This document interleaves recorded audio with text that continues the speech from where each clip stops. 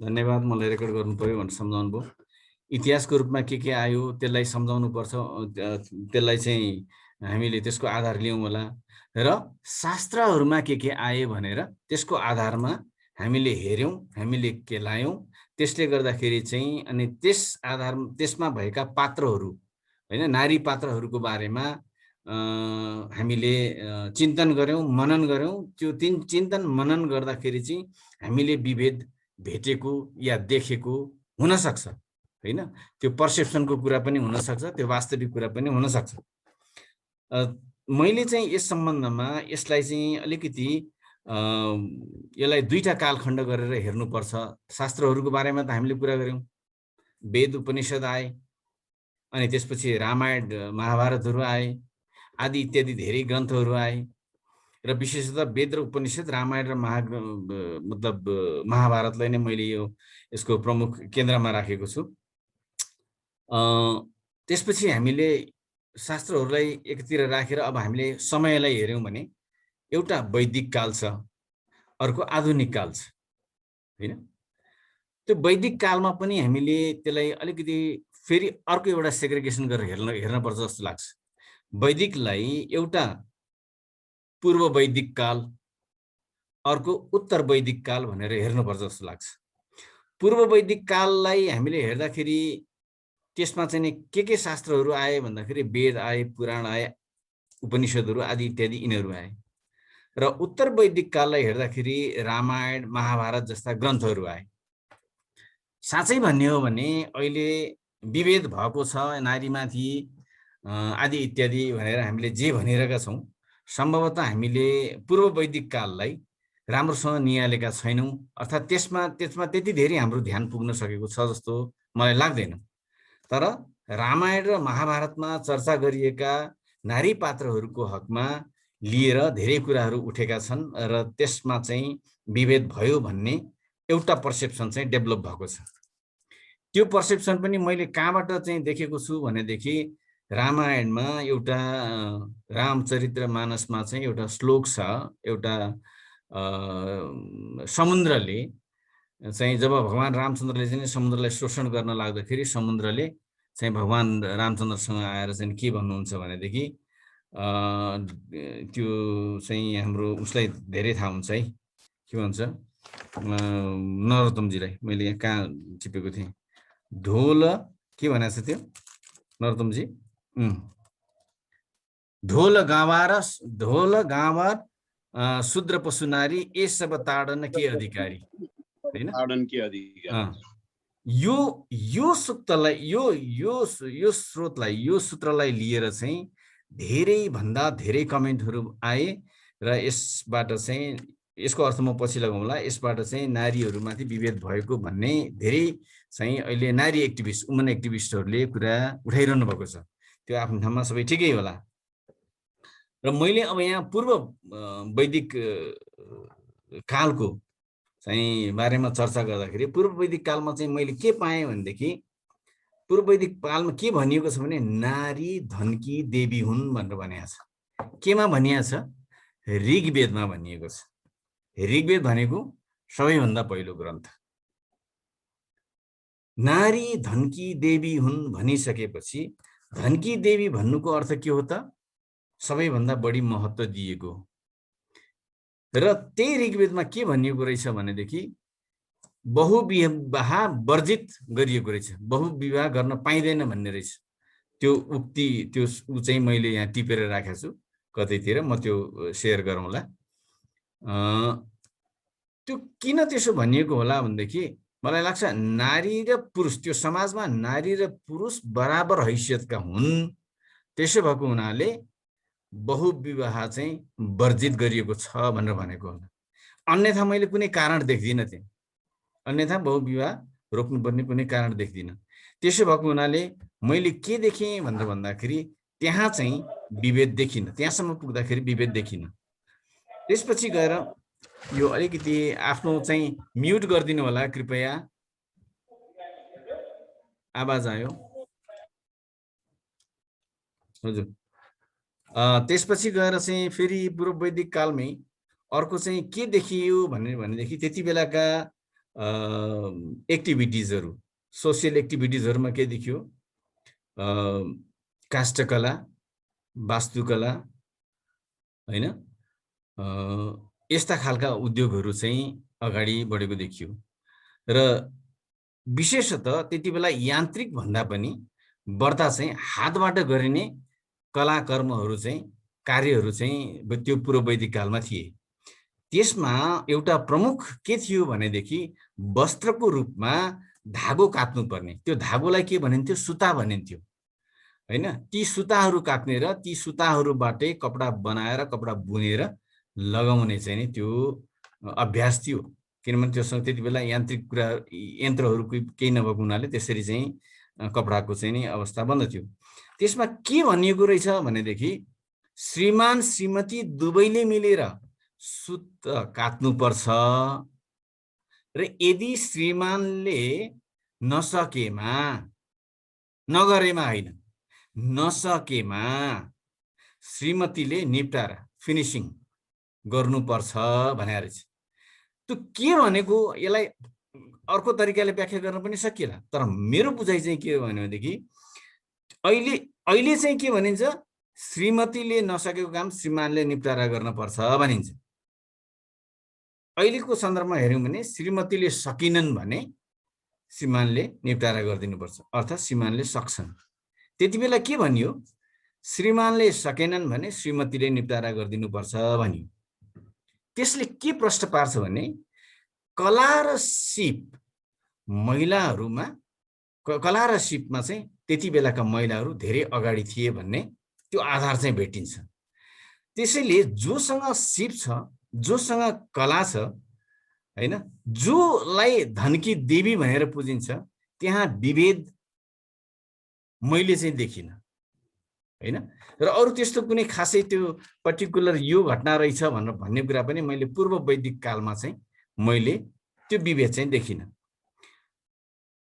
अर्को कुरा, नारीहरू चाहिँ अब अध्ययनमा, हैन, समाजमा, सबै क्षेत्रमा पहुँच भएको, रण क्षेत्रमा पनि पहुँच भएको देखिन्छ। अब त्यसमा केही उदाहरण पात्रहरू छन्।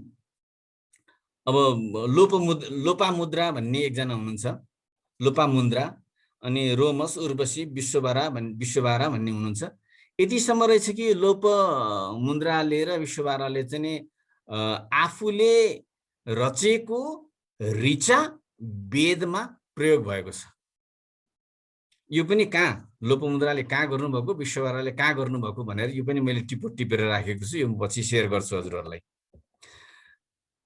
अब त्यस्तो भइसकेपछि त्यहाँ के पनि गरिएको छ भने हरेक सामाजिक र धार्मिक कार्यहरूमा श्रीमतीको उपस्थिति अनिवार्य छ, महिलाको उपस्थिति अनिवार्य छ भनिएको छ। अहिले हामीले भन्छौँ कुनै पनि कर्मकाण्ड गर्नु पर्यो, घरमा पूजाआजा गर्नु पर्यो भनेदेखि श्रीमती साथमा हुनुपर्छ। तीर्थव्रत गर्न जाँदा पनि एक्लै गएको फल लाग्दैन, श्रीमती साथमा हुनुपर्छ, हैन। त्यसो भएको हुनाले यो त्यहाँबाट आएको। त्यसले गर्दाखेरि त्यहाँ मैले नारीमाथि कुनै विभेद मैले पूर्व वैदिक कालको हकमा मैले कुनै देखिन।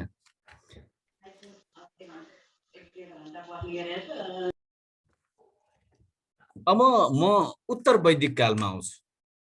उत्तर वैदिक कालमा आउँदाखेरि रामायण र महाभारत जस्ता ग्रन्थहरू आए र हामीले विशेषतः रामायण र महाभारत जस्ता ग्रन्थहरूकै आधारमा हामीले अलि धेरै विभेद भएको हो कि भनेर सरस्वती हाम्रो पर्सेप्सन त्यस्तो बन्न सक्छ। अब म ठ्याक्कै भयो भएन भनेर भन्नुभन्दा पनि म केही उदाहरणहरू प्रस्तुत गर्न चाहन्छु। त्यस समयका केही नारी पात्रहरूको विवेचना गरौँ न। त्रेता युगमा रामायणको खण्डमा चाहिँ हामीले हेर्यौँ भने कौशल्या, कैकेयी, सुमित्रा, सीता, मन्दोदरी आदि यस्ता नारी पात्रहरूलाई हामी देख्छौँ। यो म कौशल्याको बारेमा अलिकति छोटो चर्चा गर्छु। कौशल्या को थिइन् त? दशरथका जेठी श्रीमती। पूर्व वैदिक कालमा चाहिँ बहुविवाह वर्जित थियो। उत्तर वैदिक कालमा आएर त्यो देखिन्छ, बहुविवाह भएको देखिन्छ। अब कौशल्या को थिइन् भन्दाखेरि त्यसको अलिकति अगाडिको हिस्ट्री गएर हेर्ने हो भने वास्तवमा ब्रह्माजीले जब सृष्टि गर्न खोज्नुभयो त्यति बेला ब्रह्माजीले आफूलाई दुई भाग गर्नुभयो भनिन्छ। दुई भाग गर्दाखेरि एउटा का र अर्को या, काया, कायालाई दुई भाग गरिएको छ। दुई भागमा एक भागपट्टिबाट पुरुष जन्मिए, पुरुषको सृष्टि भयो, अर्को भागबाट महिलाको सृष्टि भयो। पुरुषबाट स्वयम्भू मनु निस्के र महिलाबाट शतरूपा निस्किन्। स्वयम्भू मनु र शतरूपाले तपस्या गरेर भगवान नारायण प्रसन्न भइसकेपछि उहाँहरूले वरदान माग्नुभयो, तपाई जस्तो पुत्र मैले चाहिँ पाऊँ।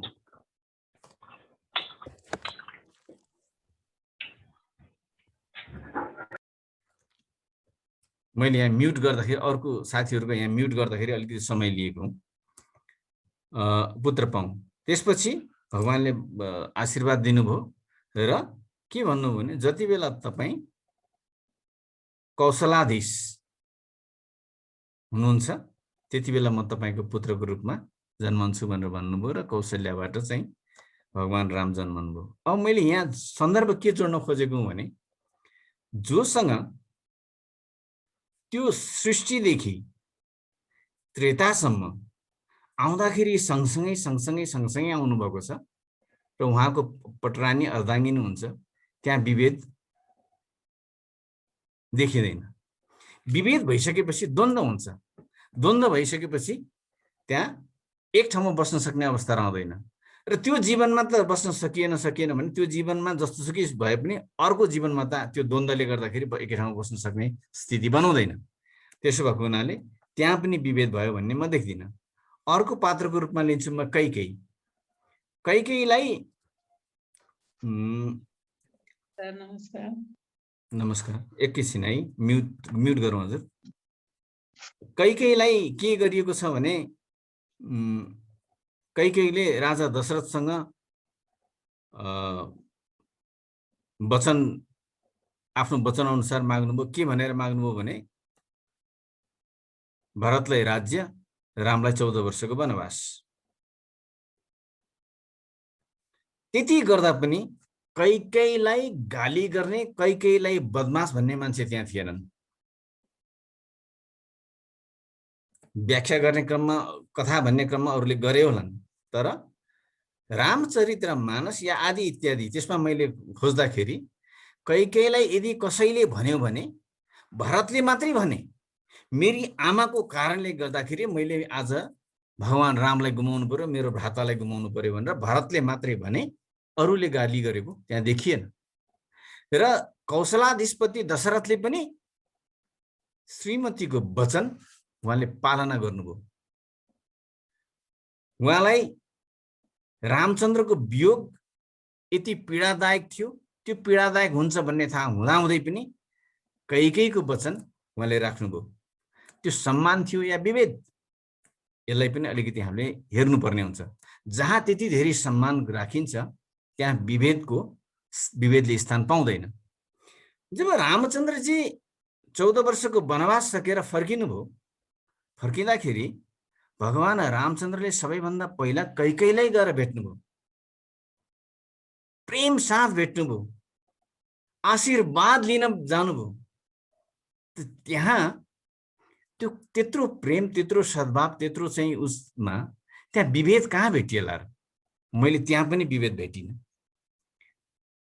सुमित्राको केसमा त त्यो रहेन। अब मन्दोदरीको केसमा पनि, मन्दोदरी रावणकी श्रीमती, मन्दोदरीको वचन रावणले कहिले काट्ने थिएन। एउटा मात्रै वचन काटे। कुन वचन काटे? मन्दोदरीले जानकीजीलाई हरण गरेर लिएर आइसकेपछि, हे महाराज, यो जनक नन्दिनीलाई भगवान रामको साथ दिनुहोस्। यो जगतका श्रेष्ठ रक्षक, पालक भगवान रामसँगको द्वन्द्व हामी कसैको लागि पनि कल्याणकारी छैन भनेर रावणलाई भनिरहँदा रावणले त्यो मात्रै एउटा कुरा मन्दोदरीको मानेनन्, त्योदेखि सबै कुरा माने। अब त्यस्तो रावणले पनि, रावण त असुर हो नि, असुरले त जे पनि गर्छ हैन। त्यो आसुरी प्रवृत्ति भएको रावणले शुद्ध मन्दोदरीको वचन काटेको हामी त्यस्तो पाउँदैनौँ। अब यहाँ अर्को म माता सीताको कुरा गर्दछु। माता सीता र रामचन्द्रको बारेमा विभेद भयो भन्ने ठाउँ त मैले त्यति देख्दिनँ। तर एउटा प्रश्न के उठाउन सकिन्छ भने, जब अयोध्या फर्किसकेपछि भगवान रामचन्द्रले सिंहासन अयोध्याको राज लिइसकेपछि सीताको सतीत्वमाथि अरूले प्रश्न उठाए।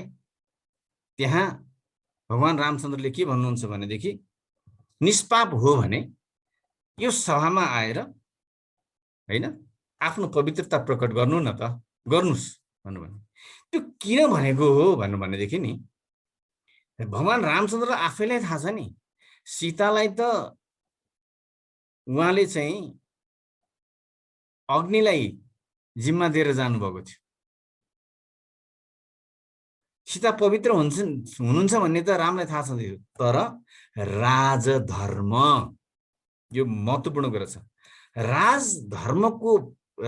एउटा राजाको प्रमुख धर्म के हुन्छ भने, प्रजाहरूको कल्याण र प्रजाहरूले कहिले पनि प्रश्न नउठाउन्, दोष नलगाउन्, त्यस प्रजाहरू चाहिँ राजाप्रति चाहिँ पूर्ण विश्वासी हुन् भन्ने अर्थमा भगवान रामचन्द्रले सीतालाई त्यो प्रकट आफ्नो चाहिँ नि पवित्रता प्रकट गर्नुस् भनेर चाहिँ भन्नुभएको थियो। तर सीताले के भन्नुभयो भनेदेखि, सीताले त्यो बेलामा प्रकट गर्ने कुरा गर्नु भएन।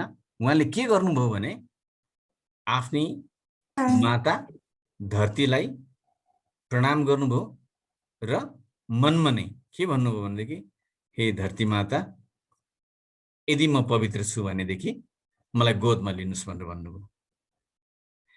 धरती मातालाई गोदमा लिनुस् भन्ने बित्तिकै धरती माता प्रकट हुनुभयो, सिंहासनमा बस्नुभयो, काखमा लिनुभयो र त्यो धरती माताले सीतालाई गोदमा लिएर बसेको त्यो सिंहासन त्यो बिस्तारै आफै धरतीमा भासिँदै गयो। अर्थात् यो एउटा प्रसङ्गमा आएको, यसमा यो भासिने क्रममा विभिन्न किसिममा, विभिन्न चरणमा विभिन्न विद्वानहरूले फरक फरक ढङ्गले बताउनु भएको होला हैन। त्यो मैले प्रोसेसको कुरा हैन, प्रक्रियाको कुरा मैले गरिनँ, तर भएको यति मात्रै हो हैन। र त्यहाँ सीतामाथि अन्याय भयो भन्ने ठाउँ चाहिँ त्यो पनि मैले चाहिँ देखिनँ। भगवान रामचन्द्रले त राजधर्म पालना मात्रै गर्नुभएको थियो, त्यो सीतालाई दोष दिनुभएको थिएन। तिमी अपवित्र भयो भनेर भनेको होइन, पवित्र छौ भने त्यसको चाहिँ नि पवित्रता प्रकट गरिदेऊ न, किनभने म त राजा हुँ, सिंहासनमा बसेको छु, प्रजाहरू छन्, यिनीहरूको विश्वास जित्नुपर्ने हुन्छ। प्रजाहरूको विश्वास जित्न नसकिन राज गर्नु भनेको त्यो राज गर्नु होइन, त्यो त कुराज हुन्छ भनेर त्यस अर्थमा चाहिँ भगवानले यो भन्नुभयो। त्यसले गर्दाखेरि चाहिँ मलाई लाग्छ यो यहाँसम्म आइपुग्दा पनि हामीले खासै त्यस्तो विभेद भएछ भन्ने चाहिँ हामी पाउँदैनौँ। अब म अर्को चाहिँ तुलसीदासले भन्नुभएको अहिलेको प्रसङ्गमा चाहिँ म फेरि जान चाहन्छु। किन जान चाहन्छु भनेदेखि, ढोल गाँवा र शूद्र पशु नारी ये सब ताडन के अधिकारी भनेर भनेको छ। ताडन भनेर भन्ने शब्दलाई यो प्रताडन भन्ने अर्थ लगाएर यो अहिलेका मतलब यो एक्टिभिस्टहरू भनौँ, अब केही मान्छेहरूले चाहिँ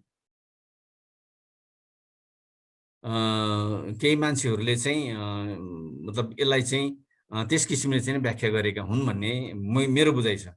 अब ताडन भनेको के रहेछ भने, ताडनको संस्कृतको अर्थ चाहिँ यो रक्षा गर्नु, दृष्टि पुर्याउनु आदि इत्यादि भन्ने कुराहरू रहेछ। त्यसैले के भन्छ भनेदेखि, ढोल भनेको त्यो बजाउने बाजा हो, ढोलको प्रसङ्गमा ताडन भनेको त्यसलाई लयबद्ध गर्नु भन्ने रहेछ। अनि त्यसपछि अर्को भनेको छ ढोल गमारलाई जब केही काम गर्न दिन्छ नि, गमारबाट काम त्रुटि हुन सक्छ, त्यसले गर्दाखेरि त्यसमा चाहिँ आफ्नो दृष्टि पारिराख्नु है, दृष्टि लगाइराख्नु भन्ने रहेछ। त्यो ताडन भनेको दृष्टि पनि रहेछ। त्यसपछि सूत्रलाई चाहिँ के रहेछ भनेदेखि अभिप्रेरित गर्नु भन्ने रहेछ। केमा अभिप्रेरित गर्नु भनेदेखि वेद ज्ञान आर्जनमा अभिप्रेरित गर्नु भन्ने रहेछ ताडनको अर्थ।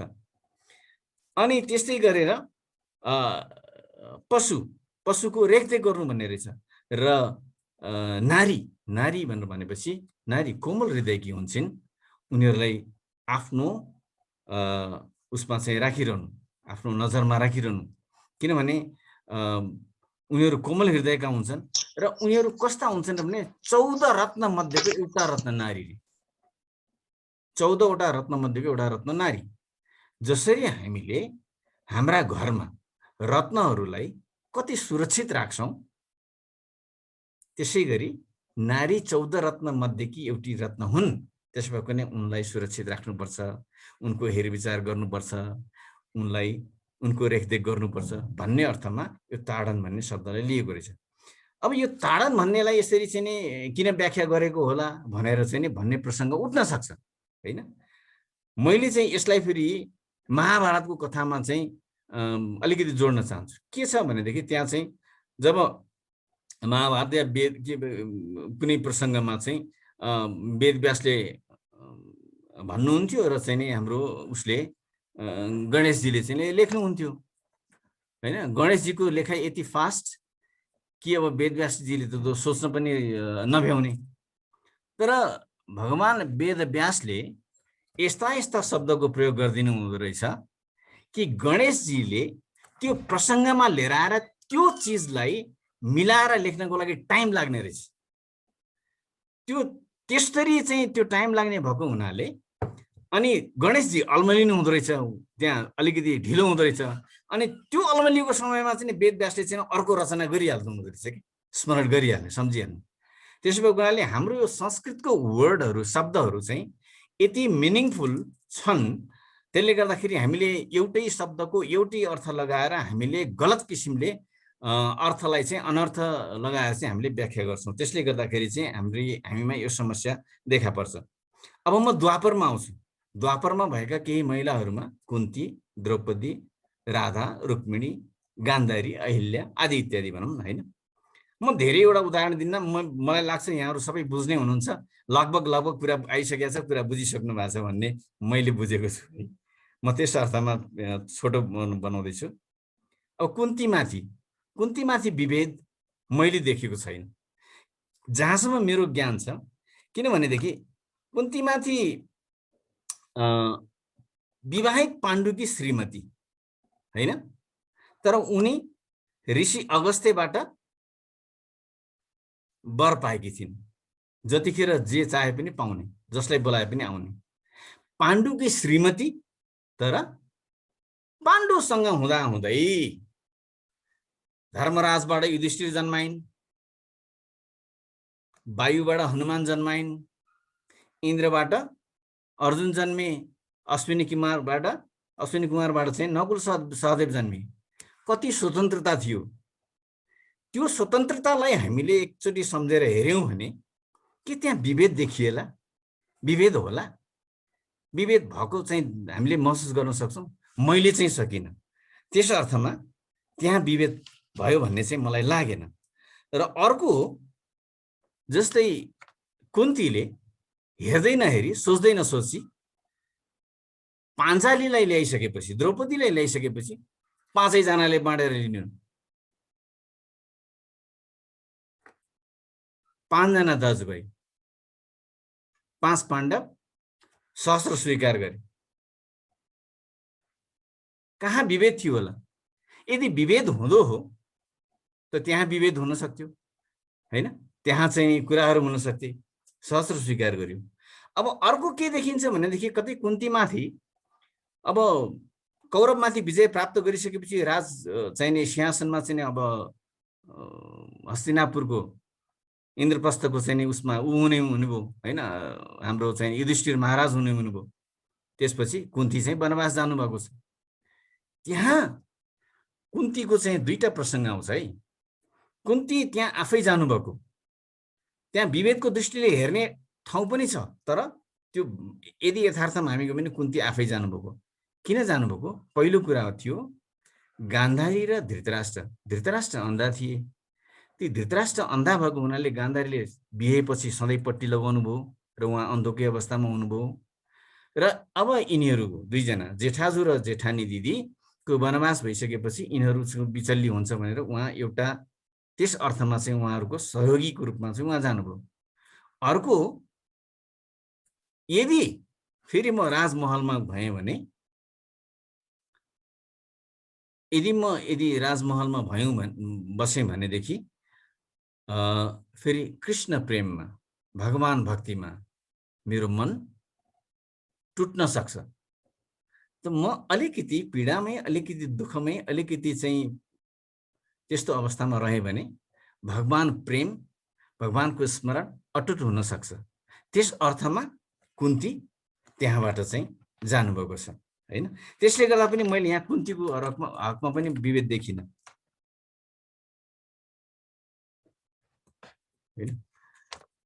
यहाँ कसको ऊ आएको छ, म how do you explain this, हाँस्नुहुन्न कदापि नारीहरूले बेस्या हुने जस्तो छन्। मैले यो कुरालाई मैले पछि भन्ने छु।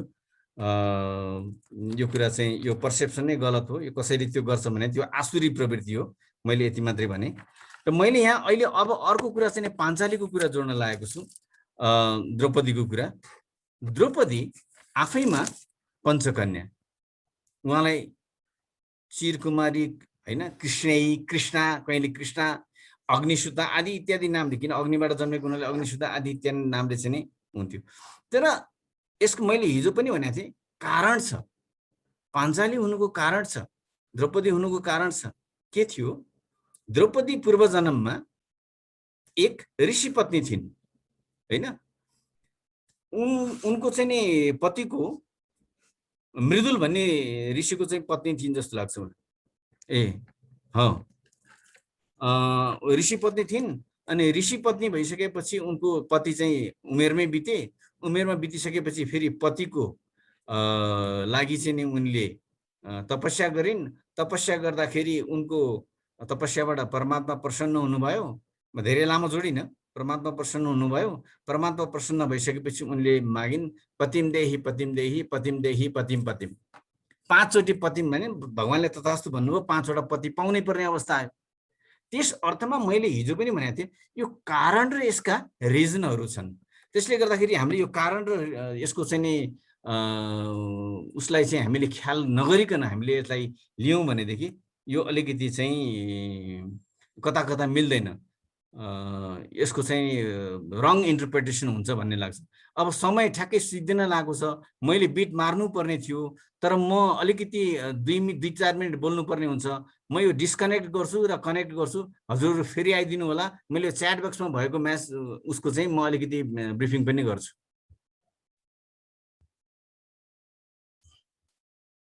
नमिले पनि मिलाएर बुझ्दिनु है साथीहरू।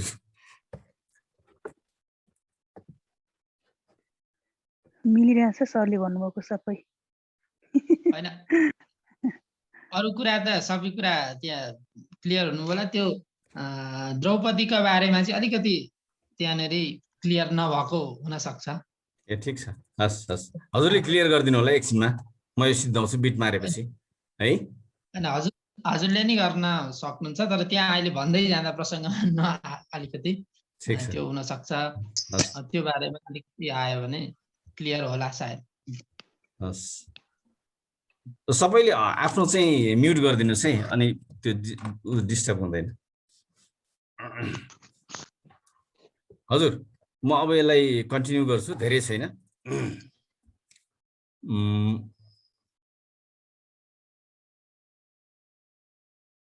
त्यसले गर्दाखेरि मैले द्रौपदीको हकमा पनि विभेद देखिनँ। अब म द्रौपदीको एउटा क्यारेक्टरलाई म चाहिँ नि अलिकति उ गर्छु है त। द्रौपदीले के गर्नुभयो भन्ने कुराहरू म भन्छु। नेगेटिभ एक्सपेक्टमा चाहिँ नि द्रौपदीबाट के भयो भन्ने कुराहरू पनि म यहाँ उ गर्छु।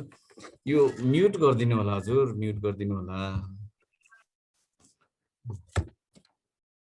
अब एउटा द्रौपदीबाट एउटा कुरा कहाँ के भएको छ भने, द्रौपदीले कर्णलाई अति धेरै प्रेम गर्छिन्। वास्तवमा कर्णको प्रेममा द्रौपदी थिइन्। तर द्रौपदीलाई के थाहा भयो भनेदेखि कर्ण चाहिँ सुतपुत्र हुन् भन्ने चाहिँ थाहा भयो। त्यसपछि उनले त्यो प्रेमलाई लत्याइन् हैन र अपमान गरिन्। एउटा गल्ती त्यो भयो। अर्को 5 जनाको श्रीमती स्वीकार गरिन् आफैले। कसको उसमा त भन्दाखेरि सम्भवतः यो युधिष्ठिर र वेदव्यासले चाहिँ उनलाई कन्भिन्स गर्नुहुन्छ, त्यस आधारमा चाहिँ उनले स्वीकार गरिन्। अनि युधिष्ठिरको राज्याभिषेकमा दुर्योधनको अपमान गरिन्। यो अपमान चाहिँ अब यो लामो व्याख्या हुन सक्छ। अन्धाको छोरा अन्धै हुन्छ भनेर अपमान गरिन्। चिरहरणपछि द्रौपदीले कस्तो बाचा गरिन् भने जति बेलासम्म दुर्योधन दुशासनहरूको रगतले चाहिँ मेरो यो केस पखाल्न सक्दिन त्यति बेलासम्म यो केस छोडेर बस्छु भनेर त्यत्रो घमण्ड देखाइन् हैन र त्यसरी चाहिँ युद्धको लागि प्रेरित गरिन्। गलत थियो हैन। त्यति बेलासम्म चाहिँ केसम्म भनेकी छन् भने 5 पाण्डवहरूलाई चाहिँ तिमीहरू चाहिँ लाछी यस्तै यस्तै के भन्ने शब्द प्रयोग गरेकी छन् हैन। धिक्कार छ तिमीहरूलाई, धिक्कार छ। यदि चाहिँ बदला लिन सकेन भने तिमीहरू सबैजनालाई धिक्कार छ भनेर भनेकी छन्। त्यसपछि जयद्रथलाई पनि जयद्रथले कुदुसी लगाएको हुन्छ, त्यति बेला पनि के गर्छिन्, जयद्रथलाई मार्न भनेर लाग्दाखेरि त्यति नै मार्न नदिएर तिनलाई मुण्डन गरेर 5 वटा टुप्पी बनाएर चाहिँ हैन 5 वटा टाउकोमा 5 वटा अरू सबै मुण्डाइदिएर टाउकोमा 5 वटा टुप्पी बनाएर पठाइदिन्छन् हैन। त्यो उनको इच्छा थियो, उनले भने अनुसार। अनि यस्ता कार्यहरू गर्दै गर्दा पनि द्रौपदीको यी सबै इच्छाहरूका बावजुद पाण्डवका कुनैले पनि कसैले पनि न नाइ भने न पछाडि हटे। त्यसो भएको हुनाले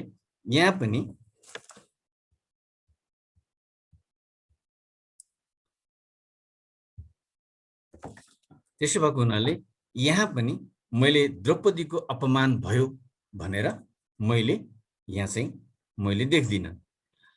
अब म यहाँ द्रौपदी वस्तु थिइन्, उनलाई जुवामा हारेको या विभेद थिएन, यो पोजिटिभ पक्षसँगै नेगेटिभ पनि छ भनेर भन्ने कुरा आयो। ठिक हो, द्रौपदीलाई जुवामा राखिएको, द्रौपदीलाई वस्तुको रूपमा राखिएको हैन। यो सब त्यही भएर मैले चाहिँ सबै चिज नेगेटिभ सबै चिज पोजिटिभ पनि छैन, यसको नेगेटिभ एक्सपेक्ट पनि छ। मैले त्यही भएर हिजोदेखि के भनिरहेको छु भनेदेखि यसका कारणहरू छन् र यसका असरहरू छन्। द्रौपदीले यी सबै चिजहरू गर्दा गर्दै पनि यसका पछाडि कोही पनि गएन। यसका पछाडि के भन्यो, जे भएको छ त्यो अगाडि बढ्नुपर्छ भनेर अगाडि बढियो। अब यहाँ पनि के थियो, द्रौपदीलाई जुवामा राख्यो, यो पनि गल्ती थियो, गल्ती नभएको भनेर भनेको छैन हैन। त्यसो भएकोले तर यो चाहिँ विभेद चाहिँ होइन हैन। हुन्छ गल्ती भएका छन्, पुरुषबाट पनि हुन्छन् महिलाबाट पनि हुन्छन्, त्यो परिस्थितिजन्य कुराहरू हो। ती सबै चिजहरूलाई विभेदको दृष्टिकोणले मात्र हेर्यौँ भनेदेखि त्यो अर्थ छैन। द्रौपदीलाई जुवामा राख्नुको पनि त्यसको पनि अर्थ छ, त्यसको पनि कारण छ हैन। यदि त्यो उहाँ द्रौपदीलाई जुवामा राखेर नहारेको भए द्रौपदीको चिरहरण हुने थिएन। अनि त्यसपछि के अरे चाहिँ एकछिन चिरहरण हुने थिएन। चिरहरण नभएको भए द्रौपदीले त्यो चाहिँ नि तिमीहरूलाई धिक्कार छ भनेर भन्ने थिएनन्।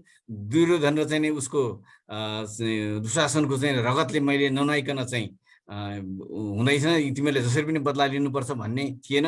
त्यति नगरेको भए धर्मको रक्षा हुने थिएन। फेरि अन्तिममा गएर के छ भनेदेखि त्यसको होल इन्टेन्सन चाहिँ के थियो भने पापको नाश र धर्मको संरक्षण गर्नु थियो। त्यसले गर्दाखेरि त्यो चिज हुने थिएन। यी सबै चिजका लागि ती परिघटनाहरू चाहिँ भएका हुन्। त्यसले गर्दा यहाँ विभेदको नजरले हेरियो भनेदेखि त्यो चाहिँ गलत हुन्छ भन्ने चाहिँ मेरो बुझाइ हो। अब विभेद कहाँबाट सुरु भयो?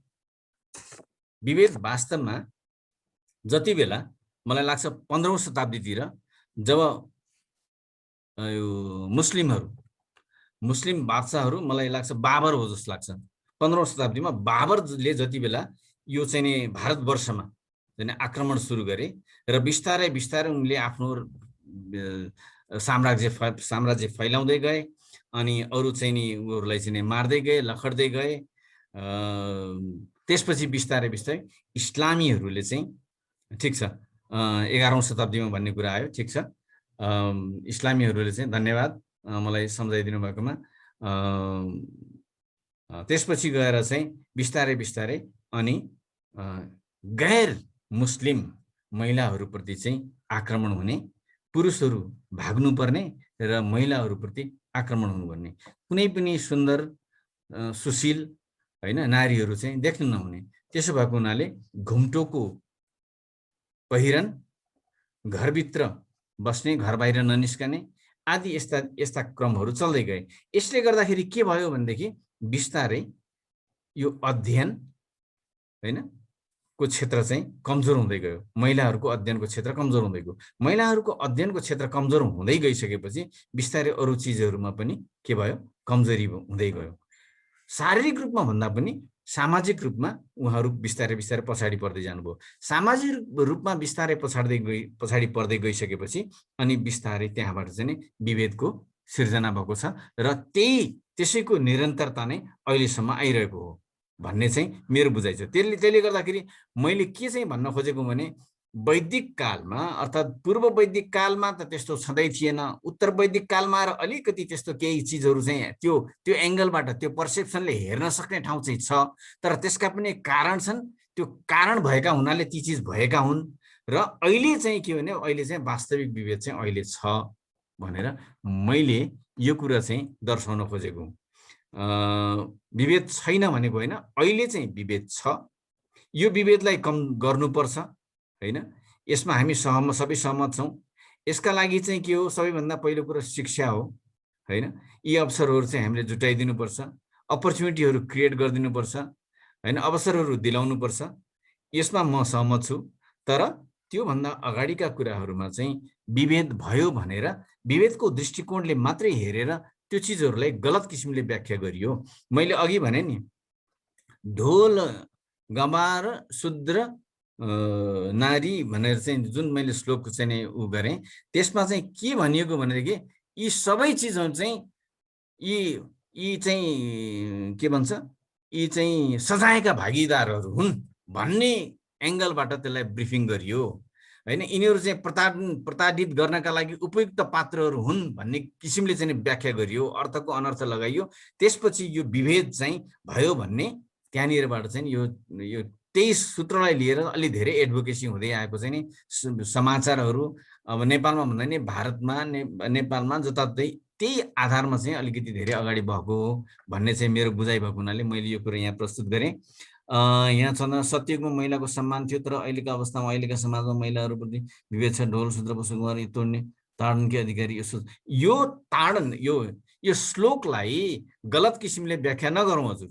ताडन भनेको मैले अघि पनि भने, ताडन भनेको पीडा दिने होइन, ताडन भनेको शिक्षा दिने पनि हो, ताडन भनेको रेखदेख गर्ने पनि हो, ताडन भनेको रक्षा गर्ने पनि हो, ताडन भनेको त्यसलाई लयबद्ध गराउने पनि हो हैन। त्यसले गर्दाखेरि ताडन भन्ने शब्दलाई लिएर यसलाई यसरी भनिएको भन्ने सोचबाट हामीले त्यो एङ्गलबाट हेऱ्यौँ भने यो हामी चाहिँ गलत हुन्छौँ। मैले यति नै भने। अहिले सन्तोषजी हजुरले के थप्छु भन्नुभएको थियो, थपिदिनु होला। हजुर होइन, एकदमै हजुरको विश्लेषण चाहिँ एकदम युग अथवा चरण चरणको विश्लेषण गर्नुभयो। अत्यन्त यो चाहिँ खोजमूलक विश्लेषण थियो र यो आवश्यकता पनि थियो। अब मैले चाहिँ थोरै यस विषयमा मैले पनि केही बोल्न चाहे हैन। अब समग्रमा म एउटा चाहिँ हाम्रो सप्तशतीमा भएको एउटा श्लोकबाट मैले चाहिँ यसलाई सुरु गर्छु। सर्वरूपमयीं देवीं सर्वदेवीमयं जगत् अतोऽहं विश्वरूपां त्वां नमामि परमेश्वरीम्। हाम्रो सप्तशतीमा भएको एउटा श्लोक हो यो।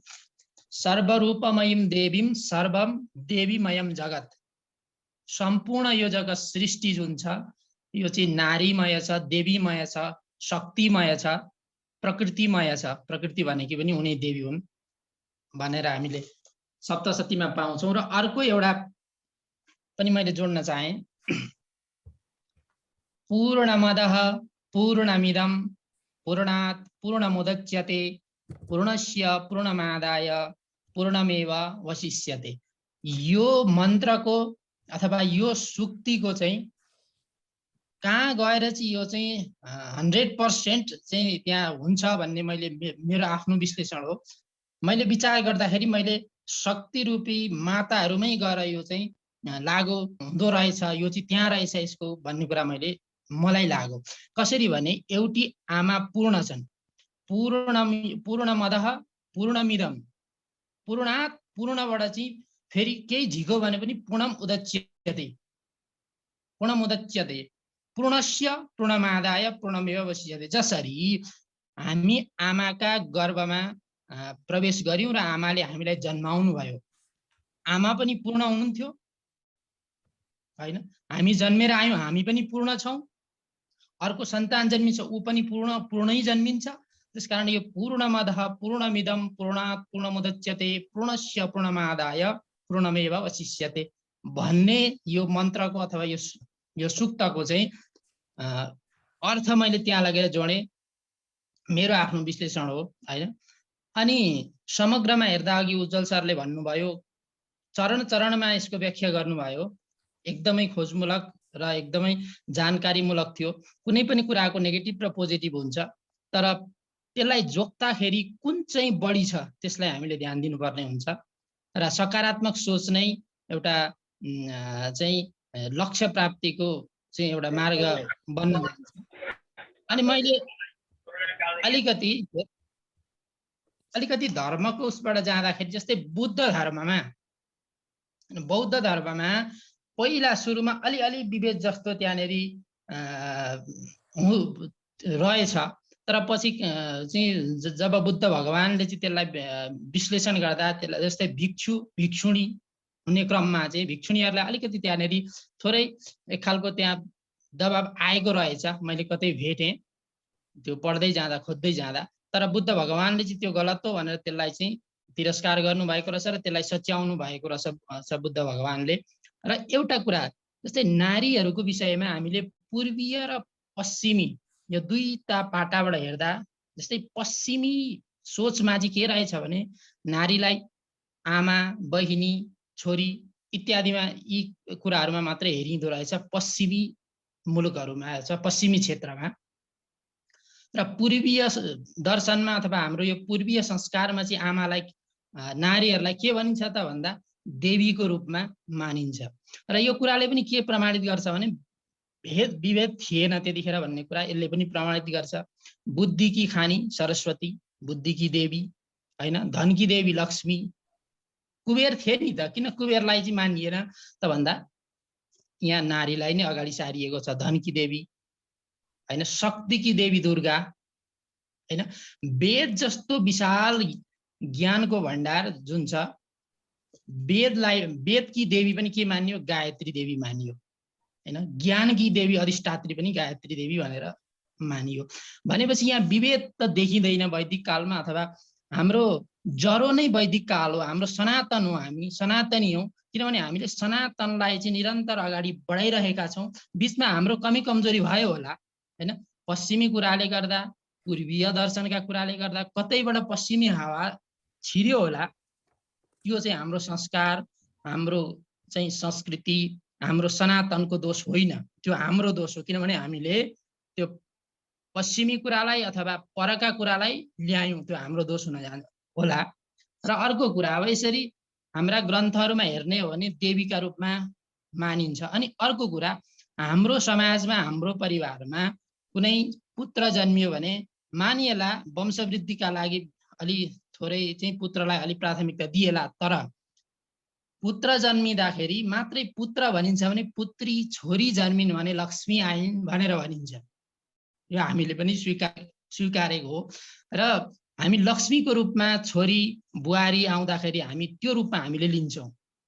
र अर्को कुरा के छ भने हामीले नवदुर्गाको रूपमा पनि नारी अथवा हाम्रा छोरी, हाम्रा चाहिँ देवीहरूको पूजा गर्छौँ। हामी नवदुर्गाको रूपमा पनि हामीले गर्छौँ। यहाँ पनि विभेद देखिँदैन, किनभने छोरालाई कुनै रामकृष्ण सीता आदि भनिँदैन रामकृष्ण आदि भनिँदैन भने छोरीलाई चाहिँ के भनिन्छ, नवदुर्गाको रूपमा पूजा गरिन्छ, लक्ष्मी आइन् भनिन्छ। हाम्रो समाजमा पनि अहिले पनि त्यो छ होइन, हामीले त्यसै गरी लिन्छौँ।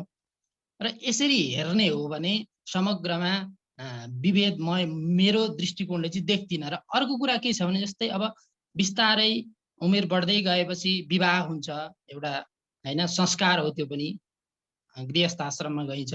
अब त्यतिखेर पनि विवाह हुँदै गर्दाखेरि पनि के भनिन्छ, विवाह हुँदाखेरि लक्ष्मीनारायणको रूपमा दुलादुलैलाई चाहिँ मानिन्छ, प्रतीकको रूपमा मानिन्छ। र त्यस पछाडि के भनिन्छ, भार्या भनिन्छ, भार्या भनेर भनिन्छ श्रीमतीलाई। अब भार्या किन भनियो भने बराबर यदि भार वहन गर्नुपर्छ, अब होइन बराबर भार वहन गरेर जीवन अगाडि बढाउनु पर्छ भन्ने अर्थमा भार्या भनियो। त्यहाँ पनि विभेद, त्यो अर्थमा पनि विभेद देखिँदैन होइन।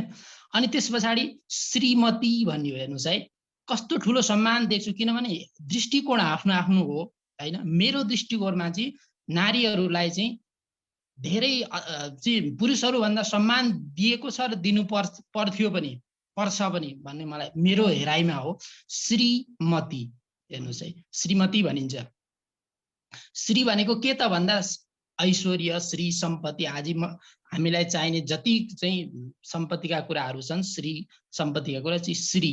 मति बुद्धि, सम्पत्ति र बुद्धि नै को साक्षात एउटा प्रतिमूर्तिको रूपमा चाहिँ श्रीमती भनेर त्यहाँ नामाकरण गरिएको, श्रीमती भन्ने शब्द दिएको। त्यहाँ पनि विभेद जस्तो मलाई लाग्दैन मेरो आफ्नो कुरामा चाहिँ, अहिलेको परिप्रेक्ष्यमा पनि।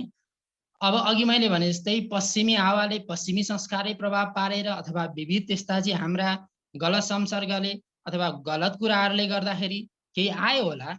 चामलमा पनि घुन हुन्छ, ढुङ्गा हुन्छ, माटो पनि हुन सक्छ कहिलेकाहीँ होइन। त्यसरी भित्रै होला, त्यो आफ्नो ठाउँमा छ। तर समग्रमा यसरी हेर्ने हो भने विभेद मैले पनि देखेको छैन मेरो आफ्नो हेराइमा। र अब अर्को कुरा, रामचन्द्रले रामायणमा आउँछ यो कतै, अश्वमेध यज्ञ गर्दै गर्दाखेरि होइन श्रीमान श्रीमती नभई कुनै पनि यज्ञ पुरा हुँदैन भन्ने कुरा अघि उज्जवल सरले पनि उठाउनु भयो। त्यहाँ पनि रामले चाहिँ एउटा मूर्ति बनाएर सीताको प्रतीक राखेर यज्ञ गरेका कुरा त्यहाँ पनि आउँछन् होइन। अब भौतिक रूपमा पर भए पनि आफ्नो आत्मिक रूपमा चाहिँ, मानसिक रूपमा अथवा आफ्नो भावनात्मक रूपमा त पर त्यहाँ पनि हुनुभएको रहेनछ। यसको मतलब के भने रामचन्द्रले पठाउनु भएको होइन भन्ने कुरा त्यहाँ पनि प्रमाणित हुन्छ होइन। अब यसरी हेर्दै जाने हो भने हाम्रो समाजमा विवाहको जुन कुरा छ, यो विवाहलाई अहिले कसरी बुझ्छ, यो देहको मिलन हुँदै होइन, यो दैहिक मिलन होइन, यो आध्यात्मिक मिलन हो होइन। विवाह भनेको आध्यात्मिक मिलन हो। यसमा देहको कुनै चाहिँ देह मिलन भनेर यसमा भनिँदैन, आध्यात्मिक मिलन हो। यो चाहिँ आधा आधा अङ्ग बनाएर एउटा जीवनमा हिँड्ने, एउटा जीवन चलाउने, एउटा जीवनको रथ हाँक्ने एउटा चाहिँ गोरेटो अथवा एउटा बाटो बनाइदिएको आधा आधा अङ्ग भएर चाहिँ अब जीवन चलाउनु पर्छ भनेर चाहिँ अर्धाङ्गिनीको रूपमा हामी अर्धाङ्गिनी भन्छौँ होइन। आधा अङ्ग होइन, आधा अङ्गले आधा अङ्गलाई कसरी चाहिँ विभेद गर्ला मेरो हेराइमा, दाहिने हातले देब्रे हातलाई विभेद गर्ला त, दाहिने खुट्टाले देब्रे खुट्टालाई विभेद गर्ला त। अङ्गको रूपमा विश्लेषण गरिएको छ, हामीले कसरी बुझ्छौँ होइन। यस्तो यो कारणले गर्दा मलाई चाहिँ के लाग्छ भने विभेद थिएन जस्तो मलाई लाग्छ होइन, आफ्नो आफ्नो बुझाइ हो। यसरी हामीले चाहिँ जन्मिँदैखेरि देवी भनेर भन्छौँ, पूजा गर्छौँ, नवदुर्गाको प्रतीकमा गर्छौँ। अब चाहिँ बिस्तारै हुर्किँदै गएपछि विवाह भएपछि चाहिँ भार्या, श्रीमती, सम्पत्ति, बुद्धिको रूपमा दिन्छौँ हामीले होइन। सन्तोष सर, यसलाई छोटो भनौँ, किनभनेदेखि यसमा विभेद भनेर जुन कुरा आइरहेको छ नि, यसमा विभेद हामीले यो समाजमा देखेका विभेदलाई अलिकति केलाएर हेर्नुपर्ने हुन्छ कि यो आसुरी प्रवृत्तिबाट विभेद भएको छ या यसलाई चाहिँ विभेदको यसलाई जिम्मेवारीको रूपमा या हकको रूपमा लिएर विभेद गरिएको छ भन्ने कुरा हेर्नुपर्ने हुन्छ होइन। यहाँनिर हजुर म सकिहाल्छु, थोरै छ, मैले अब अलिकति छोटोमा सकिहाल्छु। अब यसमा विश्लेषण गर्दै जाँदाखेरि अब त्यहाँ अझ मन्थन हुँदै जान्छ होइन। मैले बुझेका, मैले जानेका अथवा मैले भेटाएका कुरा भन्दैछु होला। त्यसरी अघि पनि मैले भने पश्चिमी तत्त्वले अथवा कुनै पनि एउटा चाहिँ हाम्रो अघि मैले भने जस्तै चामलमा कुनै घुन पनि होला, ढुङ्गा पनि होला, हो त्यस्तै कुनै तत्त्वले यसलाई चाहिँ अलिकति बिथोलिदियो होला। तर समग्रमा हाम्रो धर्मशास्त्रले, हाम्रो समाजले चाहिँ विभेद गरे जस्तो लाग्दैन। भनेपछि अघि 11औं शताब्दीको कुरा आयो, त्यतिखेर चाहिँ के रहेछ भने मुसलमानहरूले चाहिँ जब राज्य गर्न थाले, उनीहरूले चाहिँ यहाँ हडप्न थाले, त्यतिखेर चाहिँ हिन्दू नारीहरूप्रति अलिकति कुदृष्टि लाउने होइन, असुरक्षित भएको महसुस भए पछाडि चाहिँ त्यस पछाडि के भएछ भने त्यो सती प्रथाको कुरा पनि त्यहाँ जोडिँदो रहेछ। हिन्दू नारीहरू यति महान रहेछन्, त्यतिखेर मैले भेटेको कुरा म गर्दैछु, त्यतिखेर ती मुसलमानहरूको प्रताडना सहनुभन्दा, तिनीहरूको चाहिँ दुर्व्यवहार सहनुभन्दा आफ्नै पतिसँग बरु सती जानु चाहिँ उत्तम हो भनेर सतीको कुरा चाहिँ, सती जाने कुरा चाहिँ आफैले रोजेको र पछि त्यो क्रमशः हुँदै जाँदाखेरि अब पछि नमान्दा होइन, अब आफू इच्छा नहुँदा पनि जबरजस्ती गरिएको हुनसक्छ, तर सुरु चाहिँ त्यसरी भएको भन्ने मैले भेटेको छु। 11औं शताब्दीमा जब मुसलमानहरूले चाहिँ कुदृष्टि गर्न थाले, त्यतिखेर चाहिँ हिन्दू नारीहरू चाहिँ साहसी, त्यति महान हुन्, बरु यो अत्याचार सहनुभन्दा आफ्नै पतिसँग सती जानु उत्तम हो भनेर आफूले रोजेको भन्ने प्रसङ्ग पनि मैले जतै भेटाएँ होइन।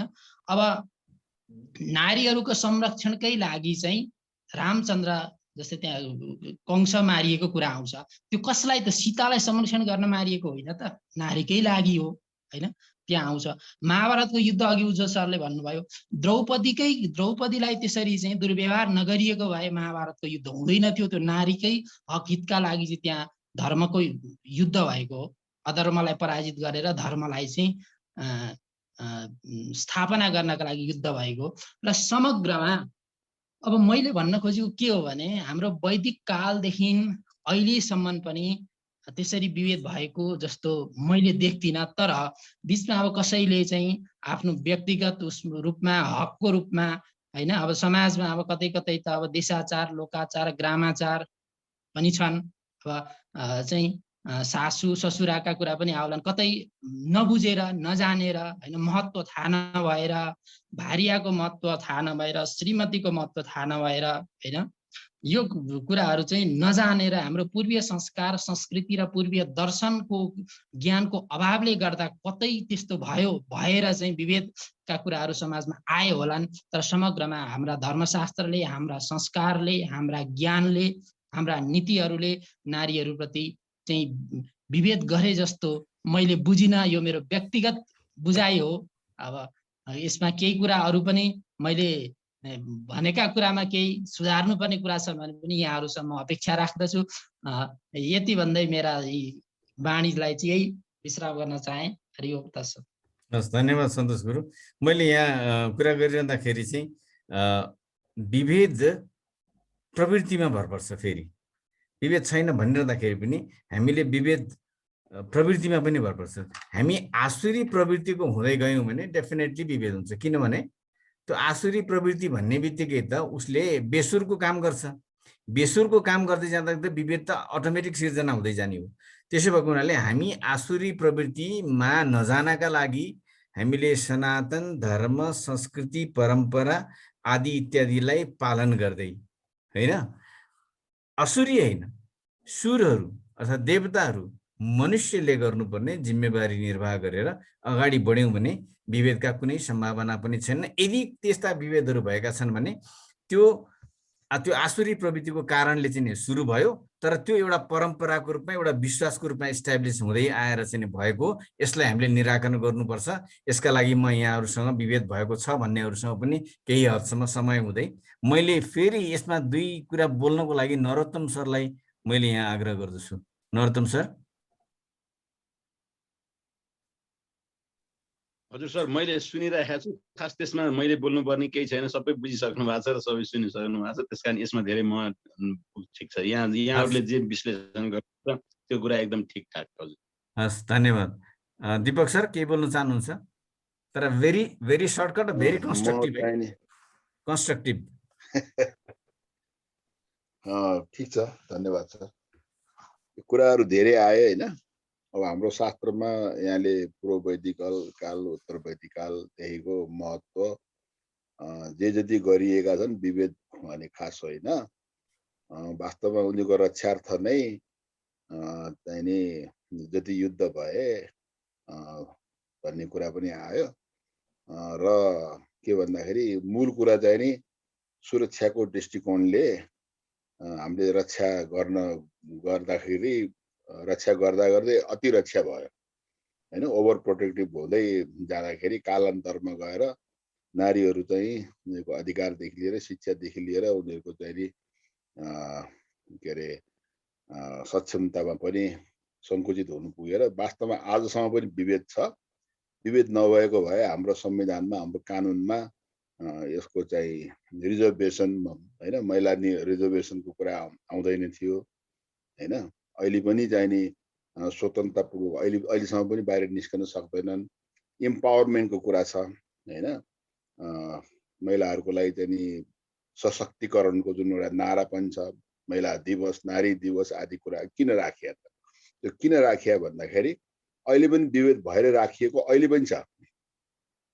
अहिले छ भन्ने कुरा त हामी आधुनिक कालमा आउँदाखेरि चाहिँ हामीले यो कुरा स्वीकार गरिसक्यौँ होइन। त्यही त। अब यो के भन्दाखेरि अहिले पनि छ, प्रशस्त छन्। अहिले पनि प्रशस्त हुनको लागि के गर्नु पर्यो भने पहिला नारी शक्तिहरू नै बाहिर निस्किनु पर्यो।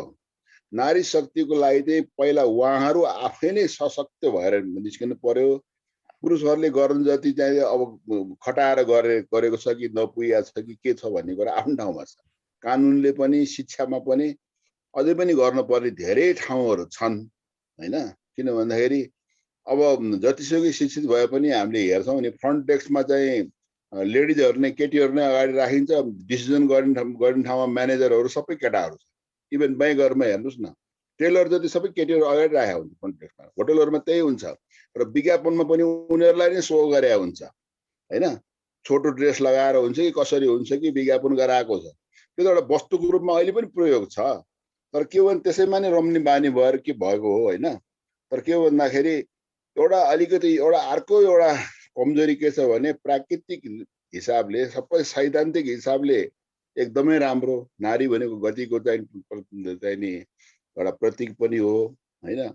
महिला भनेको महती इला, ठुल्ठुलो काम गर्न सक्ने। भारिया भनेको भार गर्न सक्ने। आइमे भनेको नाउँ त कसरी विकृत भयो हेर्नुहोस् न। आइमे भन्दाखेरि आर्या माताको बाट अब्रवंश भएर आइमाई भयो। आर्या माता भनेको पार्वती, आर्या भनेको पार्वती होइन। अब त्यसै गरी स्वास्नी कसरी भयो नाम?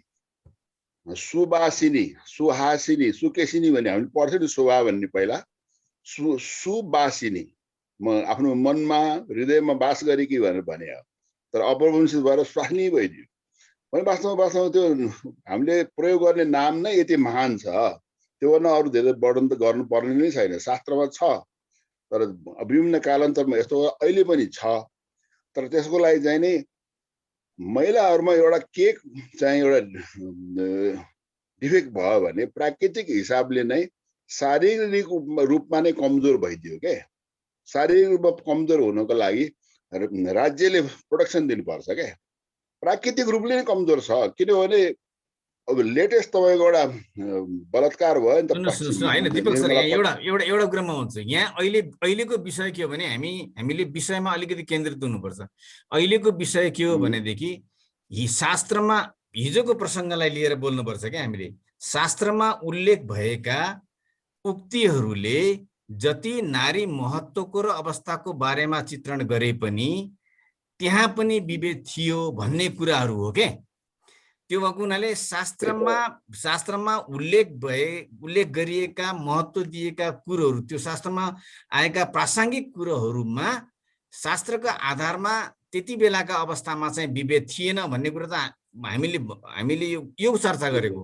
र अहिले आएर विभेद छ भन्ने कुरामा त विवाद भएन होइन।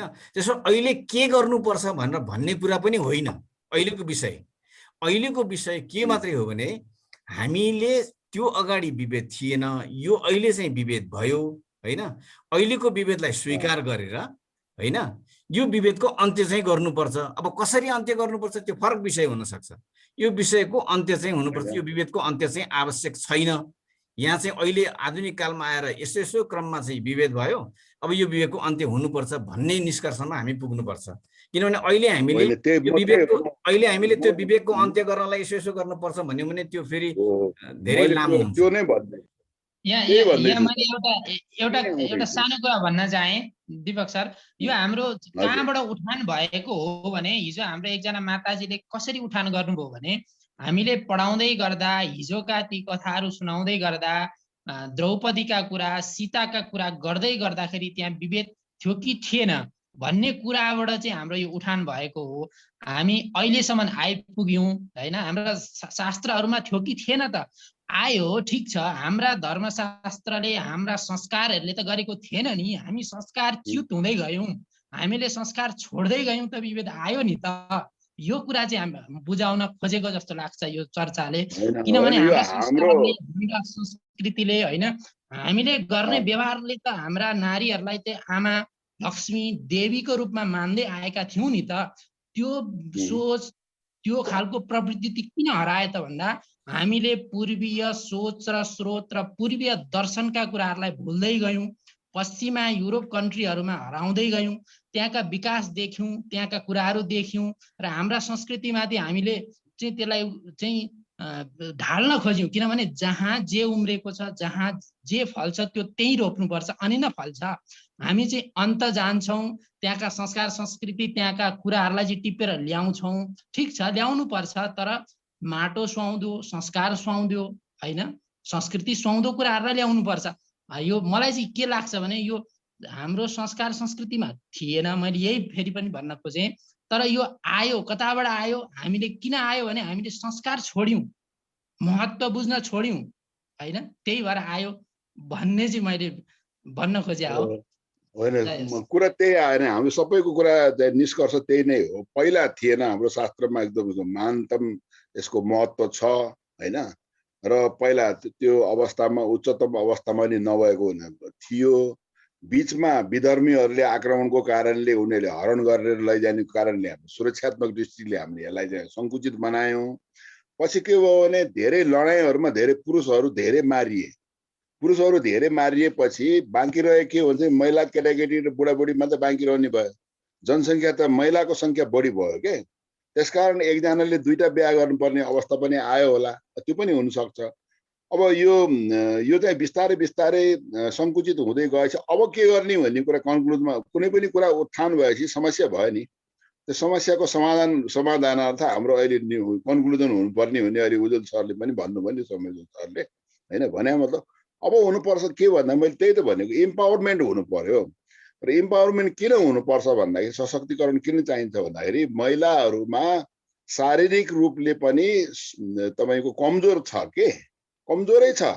किन भन्दाखेरि 16 वर्षको केटाले आफूभन्दा बढी उमेरको 18, 19, 20, 25, 30, 35, 40 वर्षसम्मको कुनै एउटा चाहिँ महिलालाई बलात्कार गर्न सक्छ, अहिले पनि सक्छ। मैले त्यही भनेको थिएँ, निर्मला पन्तको हत्याको अहिलेसम्म पत्ता लगाएर त्यो उनीहरूले भागीरथी भट्टलाई बलात्कार गर्ने जुन कानुनले जुन देखाइएको थियो नि, ऊभन्दा कम उमेरकोले गरेको छ होइन। आफूभन्दा कम उमेरकोले पनि उनीहरूसँग चाहिँ नि फाइट गर्न सक्दैनन् अहिलेको नारीहरू। किन त्यस्तो भयो होइन भने त्यसको लागि के गर्नु पर्यो भने कानुनले यस्तो दण्ड दिनु पर्यो कि त्यो गर्ने कसैले कल्पना पनि नगरोस्, बलात्कार गर्ने कसैलाई कुदृष्टि राख्ने।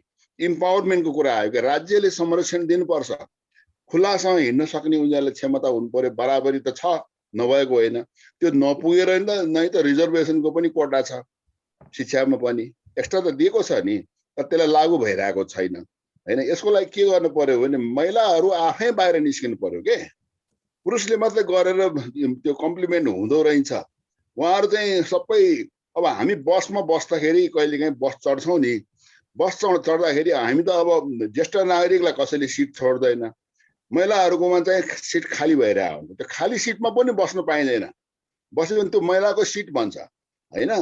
बराबरीमा चाहिँ नि रिजर्भेसन खोज्ने, बराबरी खोज्ने, तर फाइट नगर्ने उहाँहरूको प्रवृत्ति छ क्या। सबै हामीले गरिदिनु त होइन, उहाँहरू आफै निस्किनु पर्यो भन्ने एउटा हो। राज्यले पनि सशक्तिकरण गर्नु पर्यो र शिक्षा चाहियो। हरेक कुरामा अब त्यही किसिमको परिवारमा पनि त्यस्तै किसिमको संस्कृति चाहियो र हामी पूर्ववत हामी फर्किन सक्छौँ भन्ने अहिले पनि छ हैन। अब यसको लागि छलफल त व्यापक हुने यो त हाम्रो स्तरबाट होइन, माथि नै राज्य स्तरबाट सरकारबाट नै कानुन बनाउने संसदबाट पनि नै हुनुपर्छ हैन। हुन त अब कयौँ चाहिने डलरवादीहरूले यसको लागि प्रशस्त चाहिने महिलाहरूको कति छ संस्था, खै त आजसम्म भएको केही पनि भएको छैन। खालि चाहिँ तपाईँको डलर पचाउने बजेट पचाउने मात्रै भइरहेछ नि। त्यो ठाउँमा नारीहरू पुग्नु पर्यो के, उहाँहरू आफै त्यहाँबाट चाहिँ त्यो प्रतिनिधित्व गरेर जान पर्यो, त्यो भन्ने कुरा हो के। सबै कुरा चाहिँ पुरुषले गर्नु जति त गरिसकेको छ। अब बिस्तारै हुँदैछ, हामी आशा गरौँ। अब अहिलेको शिक्षामा प्रजातान्त्रिक उसमा डेमोक्रेटिक उसमा त्यो नभएको पनि होइन, पहिलाभन्दा धेरै भएको हो, तर पुगेको छैन, त्यति मात्रै कुरा हो। हस् लव सर, मैले हजुरलाई यो विषयमा चाहिँ अब यो विषयमा भन्दा पनि अब समय सकिन लाग्छ। यो विषयलाई अब यहीँ क्लोज गरौँ, धेरै अगाडि नबढौँ। भोलि हामी अर्को विषय उठान गरौँला। अब मङ्गलाचरण गर्नको लागि मैले निवेदन गर्छु।